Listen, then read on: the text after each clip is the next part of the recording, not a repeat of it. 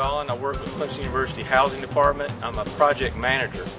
Back in 2005, the quad was gutted and rebuilt. So what you have on the outside of the building is 1930s vintage building, but the inside is completely renovated.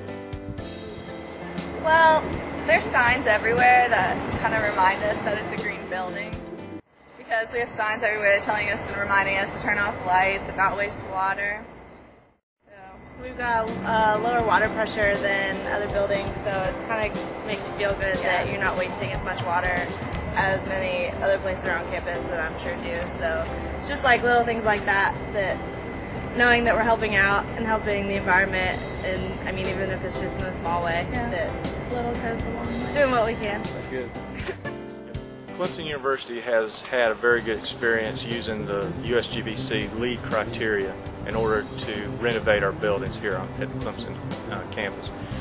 The quad was one of the first, in the state that got the LEED criteria, and I'm talking about state buildings. If it weren't for the USGBC setting these standards and providing a program where you can go through and analyze how you're going to meet the criteria that they provide for you, and it's done on a point system, so you can determine how many points that you want to try to go for. And if they had not come up with these standards, there's no way that our United States of America could advance as fast as we have in trying to do a better job of decreasing energy use in our buildings and looking at all the different environmental concerns that we as human beings need to be concerned with. So I'm very excited and hopeful that the standards will continue to be increased, and that we can do an even better job in the future with new technologies in order to provide cleaner air and a more comfortable environment for here on Clemson University campus and across the United States. Green or sustainable buildings and sites are those that efficiently use energy, water, and materials and reduce the building's impact on health and the environment. This building has been designed and constructed with this in mind.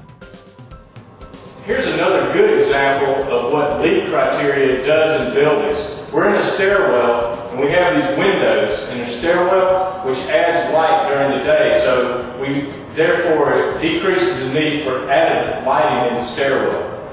Those things all add up to more and more energy conservation and really puts dollars back in our pockets to use for other things. Okay, this is a ceiling hung HVAC unit that is common in this building. And one of the things I wanted to explain is that with the LEED criteria, one of the major considerations is that you have to have everything commissioned. So instead of just putting a unit in like this, you put it in and you have to make sure that the unit is balanced along with all the other units in the building. This is another cost saving idea, and it also helps with conserving on chilled water as well as heated water that we circulate throughout the building. When we talk about recycling and LEED criteria, you have to also realize for these buildings a lot of demolition took place. There was 4,600 tons of material that was recycled during the renovation of these buildings. So if you're interested in knowing all the details about what the criteria are, that information is very readily available through the USGBC website.